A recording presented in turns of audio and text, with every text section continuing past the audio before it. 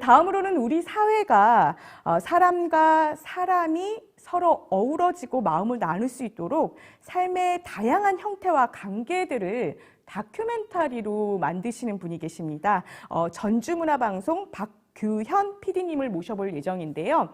박규현 PD님은 올해 초 한국에 사는 이주 여성과 이주 노동자 그리고 유학생 등의 이야기를 담아서 샐러드볼 프로젝트라는 라디오 다큐멘터리를 선보였습니다. 이것으로 한국 PD연합회의 제276회 이달의 PD상을 수상하기도 하셨는데요. 오늘 이 자리에 직접 오시지는 못하셨고요. 영상으로 함께 해주셨습니다. 당신의 이웃은 누구입니까? 라는 주제로 박규현 PD님의 강연을 청해 듣도록 하겠습니다. 안녕하세요. 전주 MBC에서 PD로 재직 중인 박규현이라고 합니다. 저는 20년의 세월 동안 PD로 재직하면서 정말 다양한 프로그램들을 많이 만들었는데요. 이 프로그램들을 만들면서 각계각층의 사람들 그리고 다양한 사람들의 이야기와 목소리를 담는 작업을 진행했습니다. 특히 10여 편에 넘는 다큐멘터리를 제작했는데요. 오늘은 그 중에 제가 기획한 방송 샐러드볼 프로젝트에 대한 이야기를 나눠볼까 합니다. 본격적인 이야기에 앞서 잠시 생각해보는 시간을 갖도록 하겠습니다. 여러분들의 이웃은 누구인지 떠올려 보시죠. 지금 윗집, 아랫집, 옆집에 사는 사람들의 얼굴이 스쳐 지나갔을 겁니다.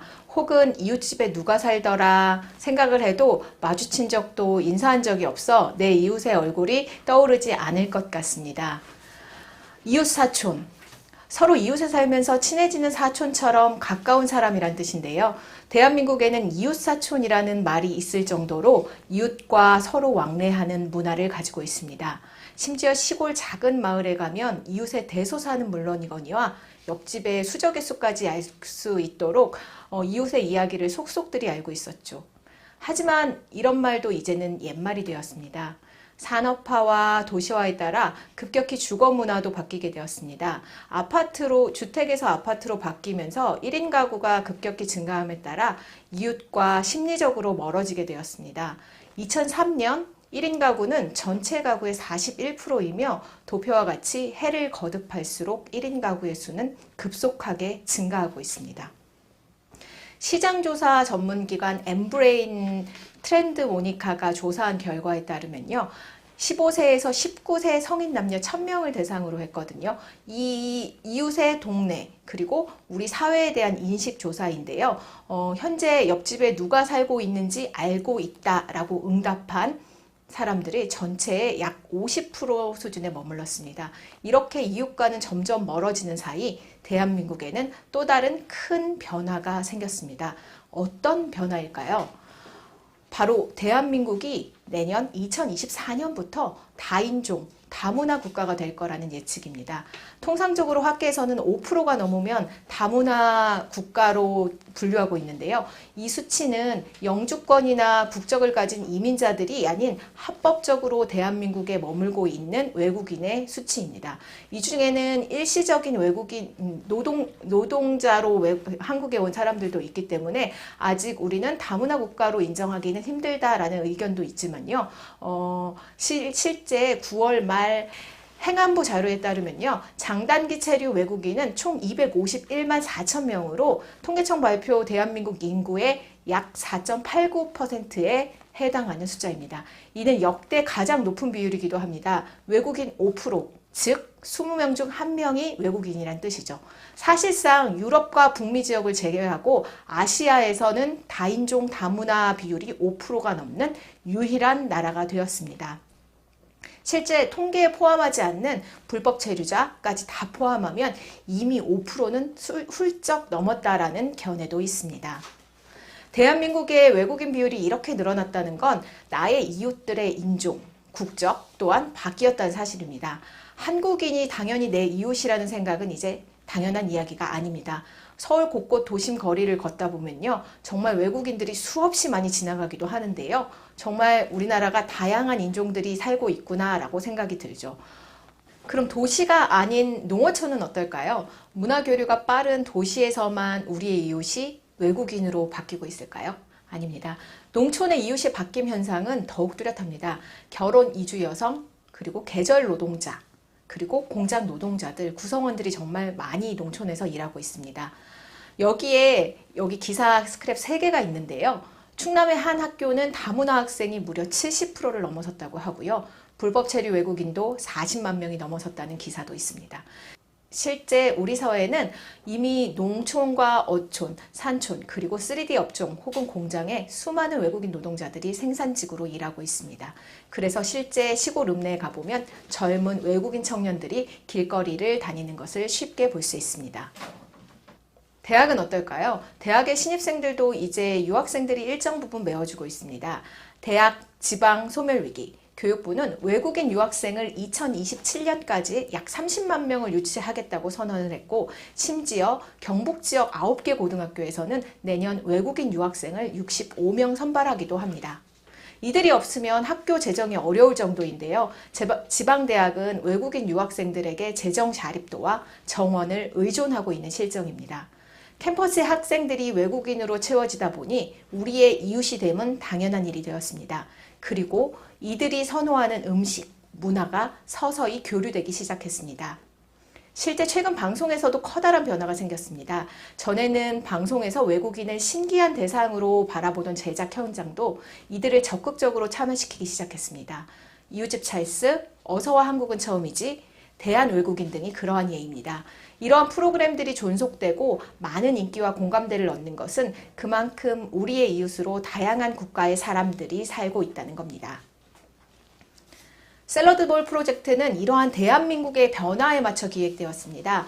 당신의 이웃은 누구입니까? 라는 질문에서 시작되었는데요. 아마도 경향신문 기사로 기억이 됩니다. 그 기사에 이런 내용이 있었습니다. 교과서에서 영희와 철수가 나오는 게 규빈이와 성빈이 이런 예쁜 이름으로 바뀌는 동안 실제 우리 옆에는 마르코와 찰스, 감튀용이 살게 되었습니다. 그냥 지나치는 일이었는데 우리도 모르게 어느새 우리 이웃에는 큰 변화가 있었던 거죠. 특히 제가 몸담고 있는 전주 MBC는 전라북도 지역인데요. 농업을 기반으로 하는 도시이다 보니 농업에 더 노동력이 많이 필요한 현장에 가면 외국인 노동자들이 모두 그 노동의 빈 곳을 채우고 있었습니다. 여기에 있는 그림은 제가 제작 현장에서 만났던 그림인데요. 전주의 특산물 바로 미나리밭입니다. 미나리 재배 현장은 정말 극한의 직업입니다. 정말 볼이 날아갈 정도로 차가운 바람이 부는 겨울에 미나리를 수확해야 하는데요. 차가운 바람 그리고 심지어 물속에 들어가서 미나리를 수확해야 하죠. 이런 일을 누가 할까요? 이 추운 겨울에 물속에 들어가 노동을 하고 있는 사람은 바로 외국인이었습니다. 상상만으로 으슬으슬 떨리시죠? 한국인들이 기피하는 노동의 현장에 외국인들이 그 빈 곳을 채워주고 있었습니다. 하지만 우리가 그들을 바라보는 시선은 어떨까요?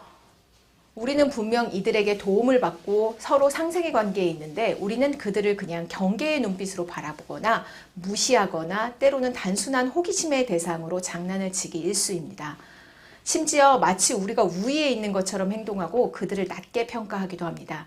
본 프로그램의 시작은 그들을 바라보는 우리의 시선에서 출발했습니다. 그들을 거부하거나 차별적 시선으로 바라보는 우리들. 하지만 이제 시대가 변했습니다. 우리 사회 곳곳은 그들의 노동과 노력이 없으면 더 이상 움직일 수 없는 대한민국이 되었습니다. 샐러드볼 프로젝트 3부작은 대한민국 공간에서 일어나는 각각 묵묵히 각자의 일을 하고 있는 외국인들의 이야기를 담았습니다. 이주민으로 담고 있는 그들의 열정적인 모습을 선주민으로 살아온 우리 한국인들이 차별적 시선으로 바라보고 있다는 것을 지적하고 특히 A부터 H까지 비자에 따라 체류 기간 그리고 사회적 위치가 바뀌는 이들의 이야기를 여과 없이 보여줌으로써 우리가 이들을 이해하고 대한민국이 다문화 사회로 거듭날 수 있는 발판을 마련해주고 싶었습니다. 제1부 아내에서 며느리 그리고 엄마 다시 나라는 제목의 1부는요. 어린 나이에 한국으로 시집온 베트남 통역사 레티가몽의 이야기인데요. 그는 중매 결혼의 고정관념 속에 살아온 초창기 결혼 이주 여성입니다. 시어머니에게 어깨너머로 밑반찬과 김치 담그기를 배우고 말 안 듣는 어린 아이에게 잔소리를 하는 그리고 때때로 남편과 주말 나들이도 하는 평범한 대한민국 여성입니다. 하지만 레티 가몽 씨는 남이 보기에는 먼 나라에서 온 그냥 이주민 여성이었습니다. 가족과 삶을 사는 평범한 여성일 때는 상관이 없었는데요. 레티 가몽이 어느 날 남편을 먼저 떠나 보낸 후 혼자 덩그러니 시댁에 남게 되었습니다. 그녀는 어떤 선택을 했을까요? 다시 고국으로 돌아갔을까요? 그렇지 않았습니다. 레티 가몽은 아내에서 며느리 엄마로 살아온 자신의 삶보다 레티 가몽 자신으로 살기 시작했습니다. 그래서 지금은 통역사로서 주변 결혼 이주민을 돕는 일을 하기도 하고요. 그리고 시어머니를 정성스럽게 모셔 각종 효행상을 수상하기도 했습니다. 그리고 이제는 한국인들도 그녀를 동등하고 따뜻한 시선으로 바라보기 시작했습니다. 제2부 꼬마 희망 공동체 5학년 1반이라는 제목의 2부는요. 필리핀 엄마를 둔 다문화 가족 건아의 이야기입니다. 전라북도 장수의 작은 농촌 마을에 위치한 이 학교는요. 다양한 다문화 가정의 학생들이 살고 있습니다. 엄마가 중국에서 온 친구, 아빠가 베트남에서 온 친구, 이렇게 다른 국적을 가진 부모 밑에서 태어난 학생들이 다양하게 이루고 있는 학교인데요.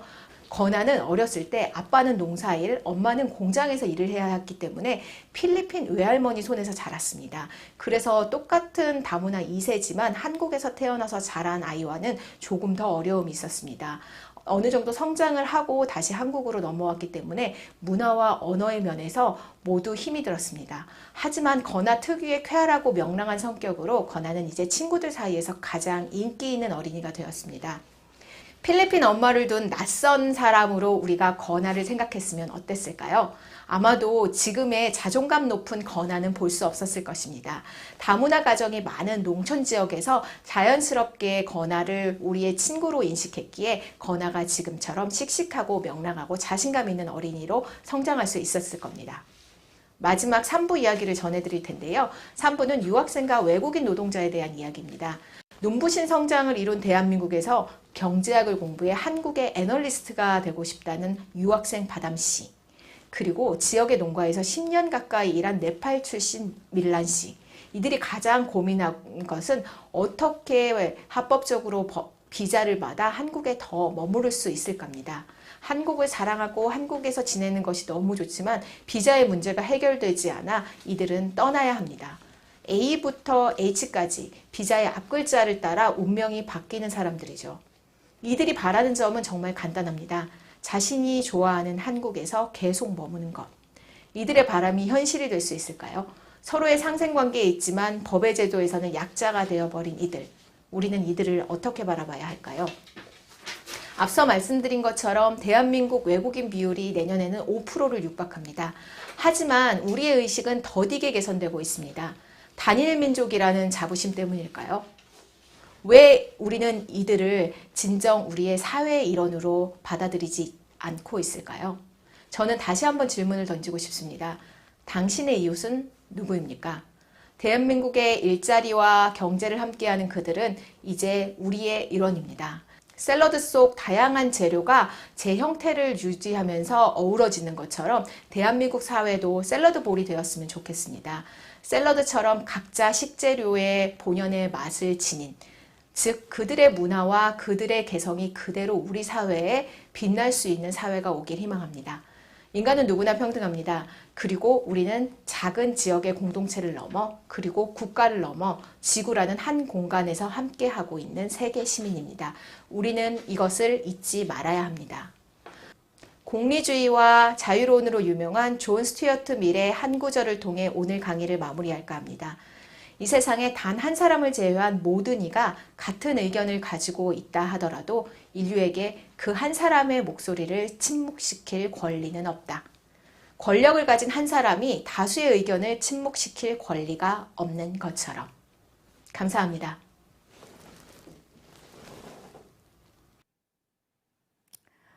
네, 정말 우리 이웃이 누구인지 다시 생각해 보게 되는 그런 강연이었습니다. 박규현 PD님 감사드립니다. 변화하는 이웃, 변화하는 사회에서 우리 사회의 다양한 구성원들의 진솔한 이야기가 필요하다는 것, 그리고 우리가 준비해야 할 미래 세대에 대한 생각을 할 수 있는 시간이었습니다.